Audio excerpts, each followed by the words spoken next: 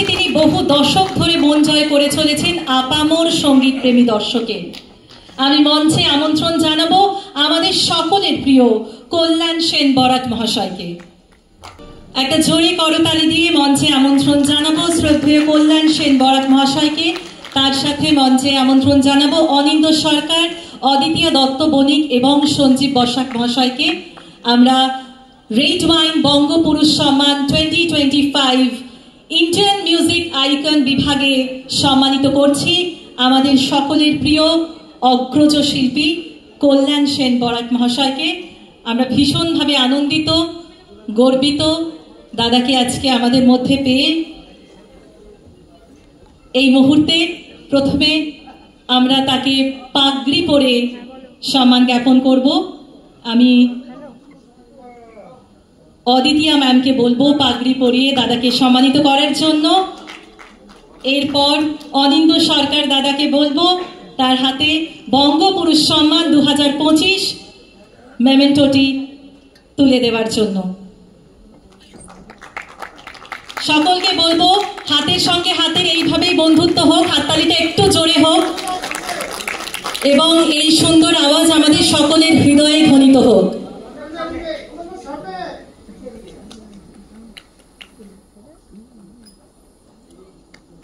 কাজ শিখেছি প্র্যাকটিক্যালি।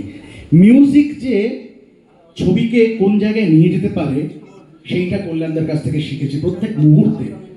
একটা সময় বলতাম একটা ট্রলি হচ্ছে যখন একজনের উপর যাচ্ছে, ব্ল্যাঙ্ক চলে যাচ্ছে, আর এটা বরাট ভরাট করবে, কল্যাণ সেন বরাট ভরাট করবে।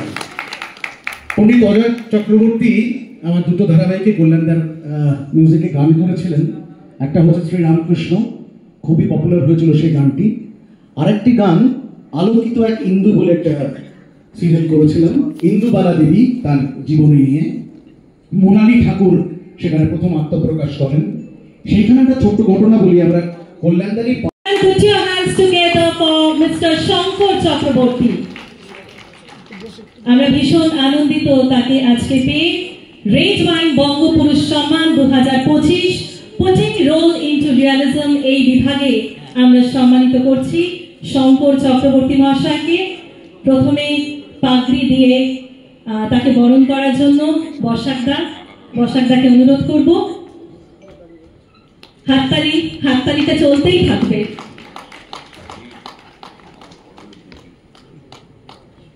এই মুহূর্তে অদিতিয়া ম্যাম তুলে দিচ্ছেন বঙ্গপুরুষ সম্মান 2025 মেমেন্টোটি। ভীষণ সুন্দর একটি মুহূর্ত। আমরা সরাসরি চলে যাব দাদার কাছে। আমি জানি আপনারা সকলে অপেক্ষা করে রয়েছেন, যাকে আমরা টিভিতে দেখতে অভ্যস্ত তাকে আজ সামনে পেয়েছি, এমনি তো ছেড়ে দেব না।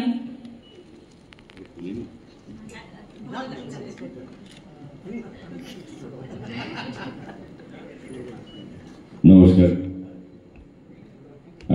সামনে অনেক গুণী মানুষেরা বসে আছেন, তাদের সামনে আমি এটা হাতে নিলাম।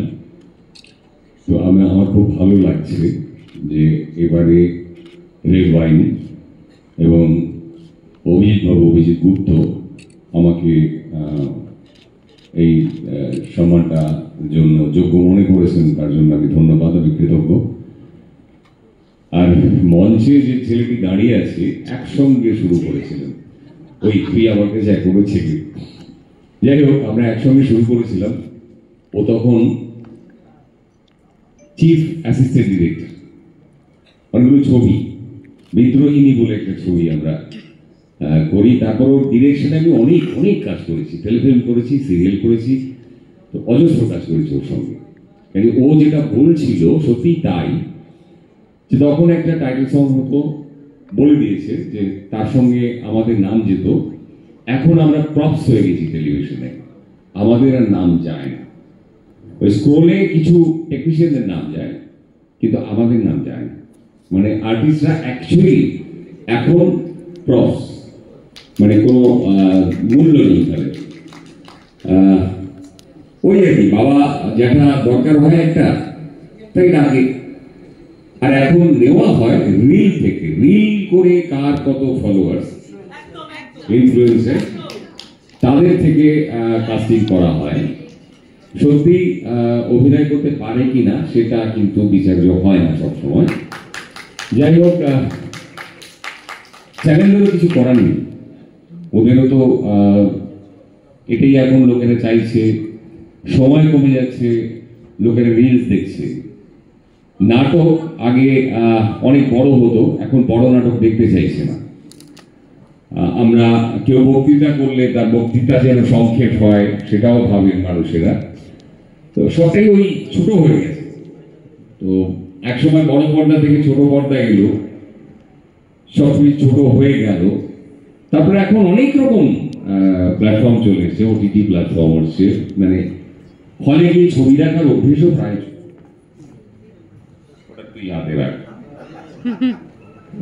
চলে গেছে। যাই হোক, আমি কৃতজ্ঞ সবার কাছে, আপনাদের কাছে, এই রেড ওয়াইনের কাছে, অভিজিৎ বাবুর কাছে আমাকে এই সম্মানটি দেওয়ার জন্য। আমি একটি ছোট্ট কবিতা বলতে পারি? এখানে ডায়লগ সবসময় মুখস্থ থাকে না। যাই হোক, আমি থিয়েটার দিয়ে শুরু করেছিলাম। আমার শুরু পাড়ার থিয়েটার দিয়ে, তারপর আইবিটিএ, তারপরে উৎপল দত্ত পিএলটি, তার পাশাপাশি দাঁড়িয়ে আমি বহু অভিনয় করেছি, অনেক বছর, দীর্ঘ 5 বছর। তার সঙ্গে আমি এখন রাশিয়া নয়, সোভিয়েত ইউনিয়নে গিয়েছিলাম 1988 সালে। তো তারপরে আবার উনি চলে যাওয়ার পরে আবার সভাপতি লিখেছিলেন, আবার গেছি। তারপরে দীর্ঘদিন নাটক থেকে আমি দূরে ছিলাম, আবার আমি থিয়েটার করছি। এবং প্রথম অনেকদিন পরে মাঝখানে অনেকগুলো থিয়েটার করেছি, অঞ্জন দত্তের সঙ্গে কাজ করেছি, সুনীল গঙ্গোপাধ্যায় চরিত্রে আমি অভিনয় করেছি দেবাশিসের নির্দেশনায়। কলপাই বলে কি দল আছে জ্যোতিষমান চট্টোপাধ্যায়, সেখানে আমি অভিনয় করেছি। দেবেশ চট্টোপাধ্যায়ের নির্দেশনায় কাজ করেছি, অঞ্জন দত্তের সঙ্গে করেছি, নীলের ডিরেকশনে কাজ করে নীল মুখোপাধ্যায়। তারপরে মুখোমুখি আমাকে ডাকে এবং সুমন মুখোপাধ্যায় লাল যে নাটকটির জন্য আমাকে ডাকে, আমি তখন ব্যাক স্টেজে কাজ করতাম। আজকের শাহজাহান নাট্যকার উৎপল দত্ত এবং মূল চরিত্রে উনি অভিনয় করতেন, আমি তখন ব্যাক স্টেজে কাজ করতাম। আমি প্রপস, কস্টিউম এগুলো দেখতাম। সেই চরিত্রে আমাকে অভিনয় করার জন্য ডাকা হয় এবং আমি তাতে অভিনয় করি। এখন হচ্ছে না, কিছুদিন ওটা রয়েছে, কিন্তু আমি টিনের তলোয়ারে অভিনয় করছি। আবার কাপ্তেন বাবু করেন দেবশঙ্কর হালদার, আমি করি দীপকৃষ্ণ দা। তো সেটাও সেই আমার গুরুর লেখা। আমি সেই সময় 85-তে যখন অভিনয় হয়, আমি একটা ওই এক্সট্রা চরিত্রে। তারপরে সেই নাটকে সুমন মুখোপাধ্যায় আবার নতুন করে ওটাকে রূপ দিয়েছেন, ডিজাইন করেছেন। তো সেখানেও আমি অভিনয় করছি। আর আগামী দিনে আরো কিছু অভিনয় করার কথা থিয়েটারে। থিয়েটার করতে আমার ভালো লাগে, আমি সিরিয়াল করি পেটের দায়, নাহলে আমি খেতে পাবো না। যাই হোক, একটি ছোট্ট কবিতা, আর বেশি সময় নেব না। অনেকজন আছেন, অনেক গুণী মানুষরা আছেন যাদের সম্মানিত করা হবে। একদিন তরিখানা থেমেছিল এই ঘাটে লেগে, বসন্তের নূতন হাওয়ার বেগে। তোমরা শুধায় ছেলে মরে ডাকি, পরিচয় কোনো আছে নাকি, যাবে কোনখানে? আমি শুধু বলেছি কে জানে। নদীতে লাগিল দোলা, বাঁধনে পড়িল টান, একা বসে গাহিলাম যৌবনের বেদনার গান। সেই গান শুনি কুসুমিত তরুতলে তরুণ তরুণী তুলিল অশোক, মোর হাতে দিয়ে তারা কহিল এ আমাদেরই লোক, আর কিছু নয়, সে মোর প্রথম পরিচয়। তারপরে জোয়ারের বেলা সাঙ্গ হলো তরঙ্গের খেলা, কোকিলের ক্লান্ত গানে বিস্তৃত দিনের কথা অকস্মাৎ যেন মনে আনে। কনক চাপার দল পরে ঝুরে ভেসে যায় দূরে, ফাল্গুনের উৎসব রাতির নিমন্ত্রণ লিখন পাতির ছিন্ন অংশ তারা অর্থহারা। ভাটার গভীর টানে তরিখানা ভেসে যায় সমুদ্রের পানে, নূতন কালের নবযাত্রী ছেলে মেয়ে শুধাইছে দূর হতেছে সন্ধ্যার তারার দিকে।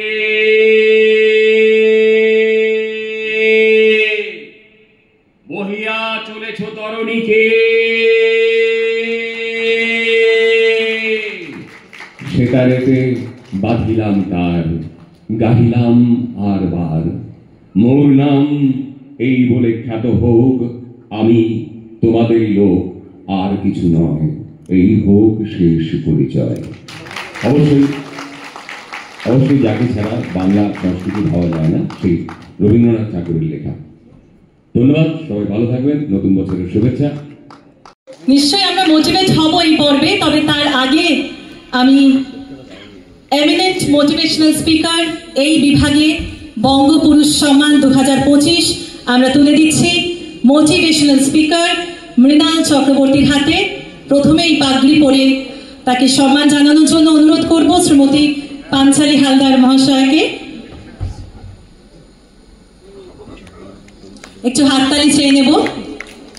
এরপর সুজয়দাকে বলবো ট্রফিটি তুলে দিতে। এমিনেন্ট মোটিভেশনাল স্পিকার 2025 বঙ্গপুরুষ সম্মান আমরা তুলে দিচ্ছি মৃণাল চক্রবর্তীর হাতে।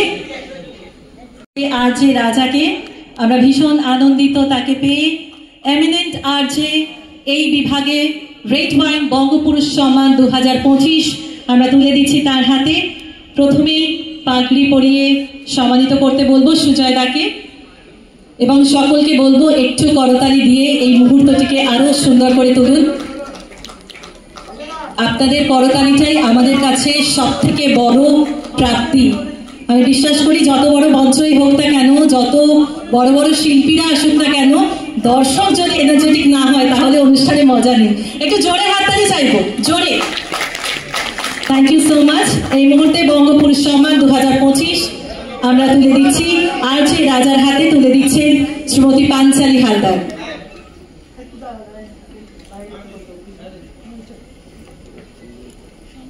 এবার একেবারে সরাসরি রাজাদার কাছে।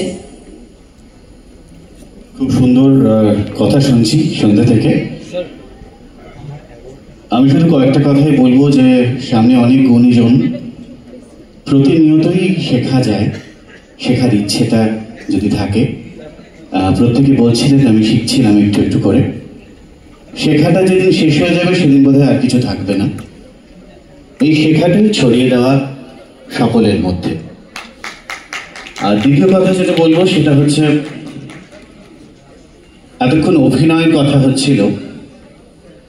আমি বিশ্বাস করি রেডিওর কাজ একমাত্র কাজ যেখানে অভিনয় করতে হয় না, যেখানে তুমি নিজস্বতা দেখাতে পারো। তুমি যা, তুমি তাই রেডিওতে। এটা আমাকে প্রথম দিন বলা হয়েছিল, কারণ আমি তখন কিছু জানতাম না। আমি বলেছিলাম আমি রেডিওতে কি করবো, কি বলবো। বলে কেন, তুমি যেটা সেটাই বলবে। তা আমি নিজে যেভাবে বড় হয়েছি ছোট থেকে সেটাই বলি। আমার বন্ধুরা বলেন যে এগুলো তো শোনা কথাই, তোমরা ছোট থেকে শুনেছি, এখন সেটা রেডিওতে বলি। আর রেডিও আরেকটা জিনিস তৈরি করে, সেটা হচ্ছে সম্পর্ক, সত্যি সত্যি সম্পর্ক। এরকম বহু ঘটনা আছে যেটা সত্যি সত্যি মনে হবে যে একজন দূরে থাকে একজন মানুষ, তার সঙ্গে কি করে সম্পর্ক তৈরি হয়। কিন্তু সন্তানহারা মার কাছে যদি মনে হয় কণ্ঠস্বরটা তার সন্তানের মতো ভেসে আসছে। এমন কিছু ভদ্রমহিলা ছিলেন, আমি তখন বলতাম যে দুপুরে 2 বাজে ওষুধগুলো খেয়েছে তো, তারা মনে করতেন তাদের বাড়ির কেউ বলছে। সম্পর্ক তৈরি করতে আমরা সকলেই পারি।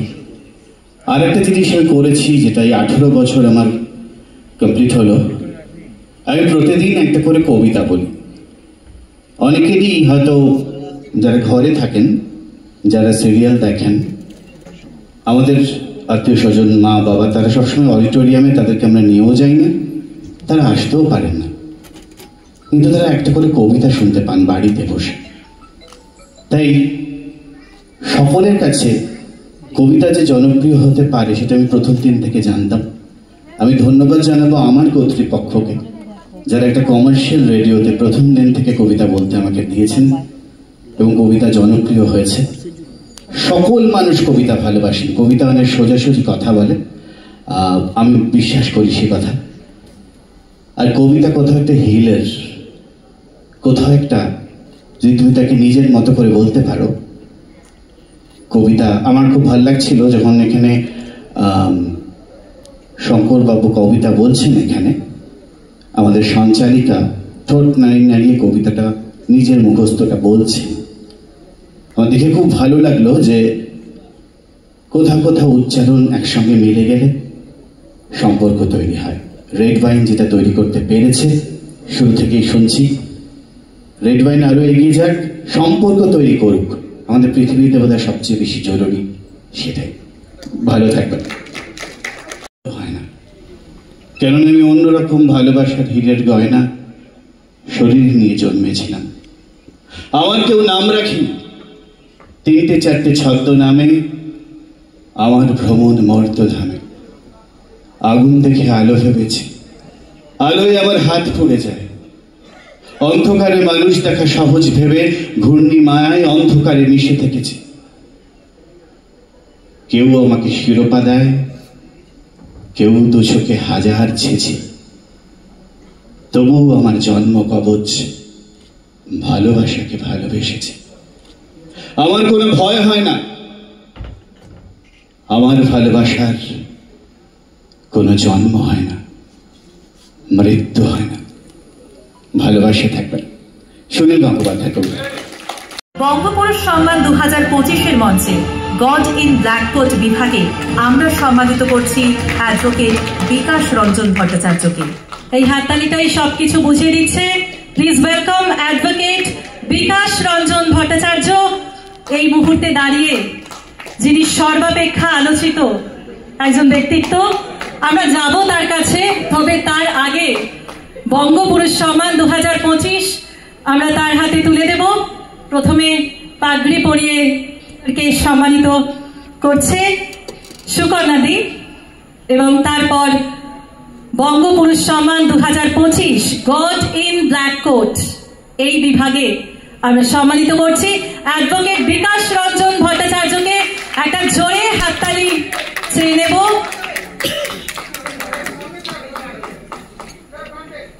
আপনারা সকলেই অপেক্ষা করে আছেন জানি। আমিও একজন অ্যাঙ্কারের পাশাপাশি একজন স্কুল শিক্ষিকা। আমি চলে যাচ্ছি দাদার কাছে। নমস্কার। আমি প্রথমেই ধন্যবাদ জানাবো যারা আমাকে নির্বাচিত করেছেন আজকের এই সম্মানে সম্মানিত করবার জন্য। আমার মতো একজন ক্ষুদ্র মানব সন্তানকে সম্মানিত করছেন, এটা আমাকে নিঃসন্দেহে অনুপ্রাণিত করবে। বিশেষ কিছু কথা বলার নেই, অনেকে অনেক কিছু বলছেন, তাই পেশা জীবনের একটা ছোট্ট অভিজ্ঞতা বলে শেষ করি। তার সঙ্গে আমার স্ত্রী বসে আছেন, তিনিও যুক্ত। খুব গরিব কৃষকদের মামলা করতাম প্রথম জীবনে, যখন বর্গা চাষি যাদের অধিকার দেওয়া হয়েছে, এবং আপনারা জানেন সেই অধিকারকে নষ্ট করবার জন্য কলকাতা হাইকোর্টে হাজারো মামলা হয়েছে। গরিব চাষি সে জানে না, তাকে ধরে আনা হচ্ছে। এমনই এক গরিব চাষি, তার মামলা করাতে তিনি মামলায় জিতেছিলেন। তারপর একদিন তিনি, তখন আমি ওই বাঙালপাড়ায় 2 কামরার ঘরে থাকতাম, তিনি 4টে ডিম, 1 কাঁদি কলা, 1টা লাউ এগুলো নিয়ে এসেছেন, দিয়েছেন। আমার স্ত্রী পাশের ঘর থেকে বললেন, গরিব মানুষ এসছেন, ওকে কিছু টাকা দিয়ে দাও। তা আমি তাকে বললাম যে আপনি তো এগুলো নিয়ে এসছেন, এর থেকে কিছু আপনার আয় হতো, আমি আপনাকে কিছু টাকা দিই। আমার জীবনের পরমতম শিক্ষা আমি সবাইকে বলি। সেই গরিব কৃষক খানিকক্ষণ চুপ করে বসে রইলেন, তারপর বললেন, সাহেব টাকাটা দেখলেন, ভালোবাসা বুঝলেন না। এই শিক্ষা জীবনে মানুষের ভালোবাসাটাই হচ্ছে সবচেয়ে বড়। সেটা যদি অর্জন করতে পারি তাহলে আমি নিজে তৃপ্ত হব এবং আপনাদের কাছে চিরকাল অবনত হয়েই থাকবো, যাতে আরো মানুষের সেবা করতে পারি। নমস্কার। ট্রফিটি তুলে দিচ্ছেন তনুকা চ্যাটার্জি এবং লাজবন্তী রায়। একটা হাততালি চেয়ে নেব সকলের কাছে। এবং আমরা প্রত্যেকেই নিজের সম্পর্কে জানতে ভীষণ আগ্রহী। আমাদের ফিউচার কি হবে, আমাদের ফিউচারে কি আছে, সেসব জানতে আমরা ভীষণভাবে আগ্রহী, কিন্তু সকলের ফিউচার তো এখানে জানানো সম্ভব নয়। তবু আমি চলে যাব দাদার কাছে একটু কিছু শুনে নি। নমস্কার, শুভ নববর্ষের সকলকে জানাই আমার প্রীতিক শুভ অভিনন্দন। যারা আমার বয়সে বড় তাদের চরণ প্রণাম জানাই। জ্যোতিষবিদ্যা কিন্তু বিজ্ঞান ভিত্তিক বিচার, এটা কোনো ভুল দিক কিছু। গড ইন হোয়াইট কোট এই বিভাগে এই সম্মাননাটি আমরা তুলে দিলাম ডক্টর পূর্ণেন্দু রায়ের হাতে। আমি স্যারের কাছে চলে যাব এবং স্যারের থেকে আমরা দু চার কথা শুনে নেব। সবসময় মনে হয় একটা প্রশ্ন, ওয়াই মি? আমার মনে হয় পরিস্থিতি থেকে সবাই বুঝতে পারছেন যে গড সত্যি তো নাই, বরঞ্চ পপুলার কে সে তো দেখলে সামনেই বোঝা যাচ্ছে। কারণ স্যার আপনি যখন জেনেসিসে এসেছিলেন, আমার মনে আছে, আপনারও নিশ্চয়ই মনে আছে, কিন্তু খুব খারাপ লাগছে যে আমরা মাঝে মধ্যে লোক এসে গড বলে প্রণাম করে, আবার যদি অপারেশনটা ঠিকঠাক মতো না হয়, যাকে প্রথম দিন লোকে ঈশ্বর বলে তারপরের দিন তাকে। তো আমরা ভগবান না, আর দ্বিতীয়টাও না, আমরা মানুষ, ভালো কাজ করার চেষ্টা করি যেরকম সবাই ভালো কাজ করছে। শুধু একটাই জিনিস বলি যে অসুখ কথাটা এত সুন্দর, সুখ কেড়ে নেয়। তো যখন কারোর জীবন থেকে সুখ কেড়ে নেয়, তখন সেই অসুখ সারানোর জন্য আপনারা আমাদের কাছে আসেন, আর আমরা আমাদের সমস্ত ধ্যান জ্ঞান প্রাণ দিয়ে চেষ্টা করি, কিন্তু সবসময় তো সাকসেসফুল হই না। অতএব প্লিজ আমাদের মানুষ হিসাবে ট্রিট করবেন। আর আবার সেই মনে হয় বারবার, এ মনিহার আমার নাহি সাজে। তো thank you very much anyway. আপনারা সবাই ভালো থাকবেন। কোনো দিন যেন আমাকে প্রয়োজন না হয়, আমি চাই আপনাদের কোনো দিন যেন আমাকে প্রয়োজন না হয়। তবু বলবো, যদি সেই সুখ চলে যায় আর অসুখ হয়, তাহলে আমি পূর্ণেন্দু রয় ছিলাম, আছি, থাকবো।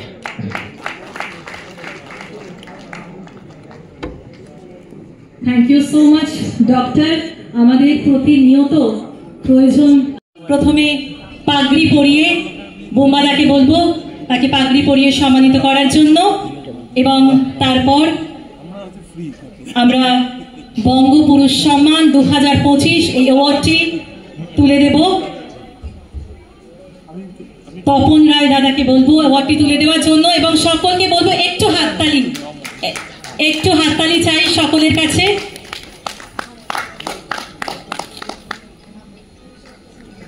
এত গুণী একজন শিল্পী আমাদের মধ্যে উপস্থিত, এবং কিছুদিন আগে ফেসবুকেও এই নিউজটি আমি দেখেছি। সেই মূর্তিটি আমরা প্রত্যেকেই বোধহয় দেখেছি, সিলিকন মূর্তিটি। ভীষণ ভালো লাগছে আপনাকে আজকে পেয়ে। সম্রাট পদ্মশ্রী পূর্ণ দাস বাউল মহাশয়কে, তার সাথে প্রিয়ম সরকার, সঞ্জীব বসাক এবং অনিন্দ সরকার আমাদের অ্যাডভাইজরি বোর্ড মেম্বার, তাদেরকেও মঞ্চে আমন্ত্রণ জানাচ্ছি। আপনাদের সকলকে অনুরোধ করব একটু যদি দাঁড়িয়ে করতালি দিতেন, কারণ সত্যি তিনি আমাদের নয়, আমাদের দেশের গর্ব। আমাদের দেশের নাম সারা বিশ্বে তার মাধ্যমেই ছড়িয়েছে, এবং আমাদের এই মঞ্চ, আমরা সত্যি এই মঞ্চ আজ ধন্য তাকে আমাদের মধ্যে পেয়ে।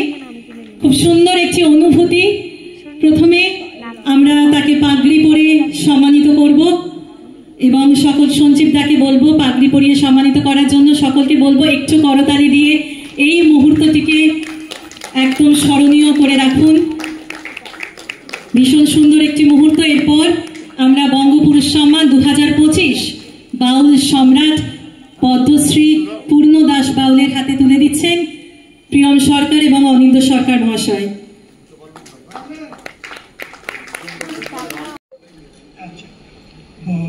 কি দিয়ে পুজিব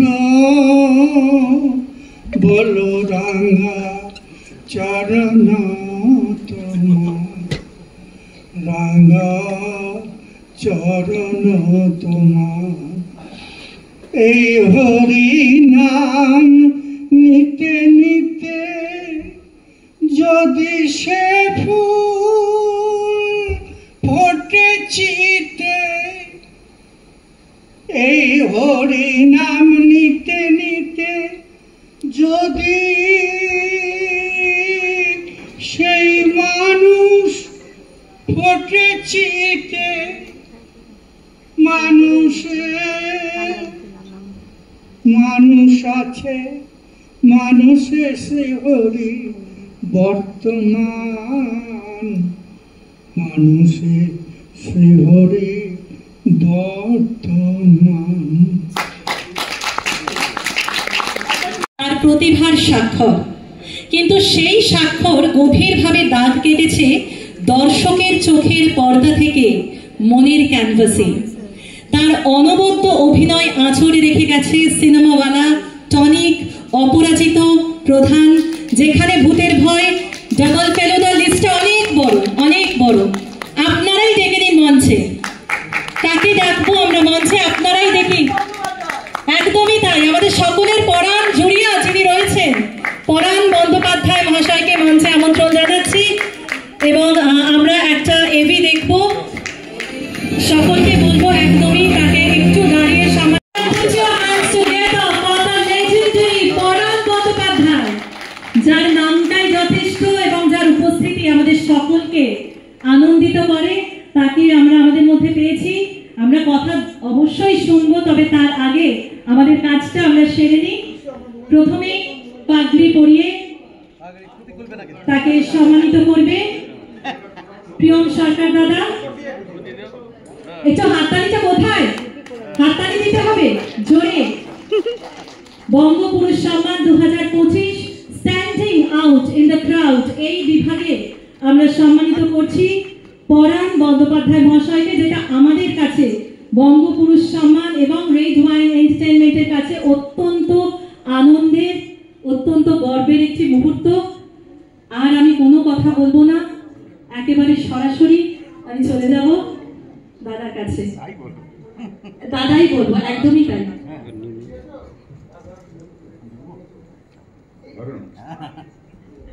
সবাইকে আমার প্রাণের অভিনন্দন। এত বড় একটা অনুষ্ঠান যেখানে আমি সম্মানিত হচ্ছি, মনে হচ্ছে আমার পিতার পায়ে প্রণাম করছি। আসলে এই পুরস্কার প্রশংসা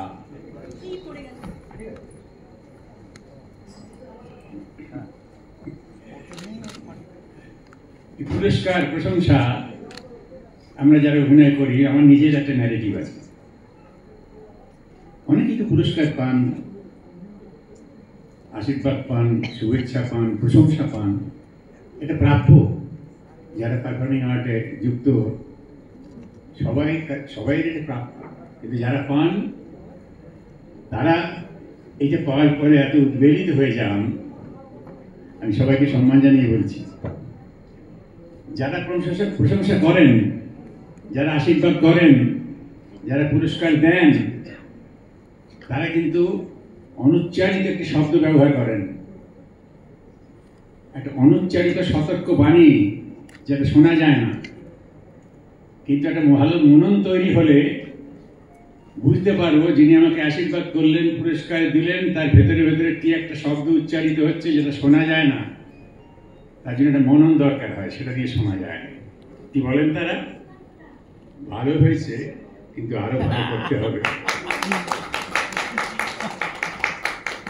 আমার সামনে যারা বসে থাকেন, কি মঞ্চে কি ক্যামেরার সামনে, আমার দর্শক মানুষ যারা, আমাকে এখন জিজ্ঞাসা করা হয় যে আপনি অভিনয় শিখেছেন কার কাছে, আপনার শিক্ষকের নাম কি, কে আপনার শিক্ষক? এর মধ্যে কোনো গরিমার প্রশ্ন নাই, কিন্তু খুব আন্তরিকভাবে বলছি। এই ছাড়া আমার জীবনে কোনো দ্বিতীয় উত্তর নেই। এই মঞ্চে দাঁড়িয়ে যখন আমি অভিনয় করি কিংবা ক্যামেরার সামনে তো 3 মাস বাদে দেখতে পান, মঞ্চে তো একবারে নগদ পাও না। হ্যাঁ, ক্যাশ। তো সেখানে আমাকে জিজ্ঞাসা করলে আমি বলি আমার সামনে যারা আছেন তারা হচ্ছে আমার শিক্ষক দেবতা। কেন? কারণ চরিত্র সৃষ্টি করতে গেলে মানুষের জীবন থেকে নিতে হবে, উপাদান নিতে হবে। মানুষের জীবন থেকে যারা উপাদান নিই, তাদের হাসি, কান্না, ব্যথা, বেদনা, নিষ্ঠুরতা, হিংসা, লোভ, পাপ, এসবই তো মানুষের মধ্যেই আছে। তো সেই মানুষের ভেতর থেকে তাদের উপাদান নিয়ে আমি চরিত্র সৃষ্টি করছি। এখানে আমি পূজায় বসি, সংলাপ মন্ত্র উচ্চারণ করি, আমার দেবতা বসে আছে, তাদের পূজায় বসেছি, তাদের অর্ঘ্যে তাদেরকে আমি অর্ঘ্য সাজাই ওই উপাদান দিয়ে। তারা যদি সন্তুষ্ট হন দুহাত তুলে আশীর্বাদ করবেন, তারা যদি অসন্তুষ্ট হন এক হাত তুলে অভিশাপ দেবেন। সুতরাং আমার শিক্ষক যদি সন্তুষ্ট হয়, আমার দেবতা যদি সন্তুষ্ট হয়, তাহলে এই ভালোবাসাগুলো আমার কেউ কেড়ে নিতে পারবে না। আর যদি অসন্তুষ্ট হন যেটা কাম্য নয়, অধঃপতন অনিবার্য, কেউ রুখতে পারবে না। সেই উদাহরণ আমাদের সমাজে আছে। তো আপনারা না থাকলে এখানকার সমস্ত কিছু অর্থহীন। এটা মুশকিল হচ্ছে, এগুলো এখানে দাঁড়িয়ে বললে তবে বুঝতে পারে মানুষ, কিন্তু একটু ভাবলে বুঝতে পারবেন যে আপনারা ছাড়া, দর্শক শিক্ষক ছাড়া সমস্ত কিছু অর্থহীন। আপনারা যদি না দেখেন, না শোনেন, করতালির ধ্বনি দিয়ে যদি উচ্চশিত প্রশংসা ভরিয়ে না দেন, তাহলে এর কোনো মূল্য নেই। সৃষ্টি থেকে যাবে যদি না আপনাদের পায়ে অর্ঘ্য সাজানো হয়। সুতরাং সবকিছু আপনাদের। তাই আজকে এই সম্মান আমি আমার যারা ভালোবাসেন, আমি জানি আমার সবাই ভালোবাসেন, আমি তাদের জন্য এটা উৎসর্গ করলাম। আপনি ভালোবাসেন মানুষ। আমি সইতে পারি না বলা, মন নিয়ে ছিনিমিনি সইব না, সইতে পারি না বলা, মন নিয়ে ছিনিমিনি সইব না, সইতে পারি।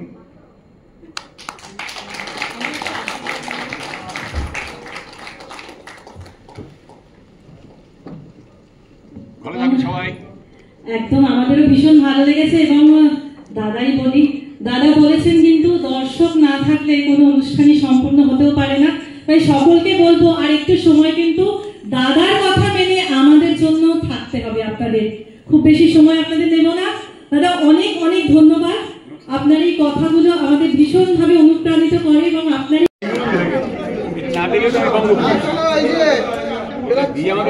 আমি বঙ্গপুরুষ, এই মুহূর্তে বঙ্গপুরুষ নই, জন্মের পর থেকে বঙ্গপুরুষ, যেখানে পুরুষ হয়েছে। কিন্তু আজকের দিনটা এই মুহূর্তে এগুলো যখন হাতে আসে তখন শরীরে একটা শিহরণ যায়, একটা আনন্দ হয়। আর তখন এই মুখগুলো যারা রবীন্দ্রনাথ দেখেন, প্রশংসা করেন, পুরস্কার দেন, তাদের কাছে আমার মাথাটা নিচু হয়ে যায়। কারণ তারা আমার শিক্ষক দেবতা, তারা সবাই আমার শিক্ষক দেবতা। এই আনন্দে মানুষ যখন ধ্যানের পূজায় বসে যে অনুভূতিটা হয়, সেই অনুভূতিটা আমাদের হচ্ছে। ভালো দেবে সবাই। এছাড়া আমাদের ওই ট্রফিগুলো হয় না, ওই জন্য আগেই শেষ করে দিলাম। ট্রফিটা এছাড়া হবে না। কুণাল এখানে এছাড়া আমি প্রোগ্রামগুলি তো করতে পারবো না। সব মাল্টিমিডিয়া, যত গান বাজনা ভিডিও সব দেখছেন বসে বসে, এডিটিং। আপনাদের আজকের প্রোগ্রাম কেমন লাগলো? Thank you. এবার তো চলছে একের পর এক। এরপরে আবার পরের মাসেই আছে 11 মে বঙ্গজ্যোতিষ সম্মান ইজেডসিসিতে, আর তারপরে আবার বঙ্গনারী সম্মান ফিরে আসবো ICCR-এ, ওটা 15 জুন। আরেকটা জানি না, আপনাদের আশীর্বাদে হয়তো একটা অ্যানাউন্স করতে চললাম, অনেক রিস্ক নিয়ে। তো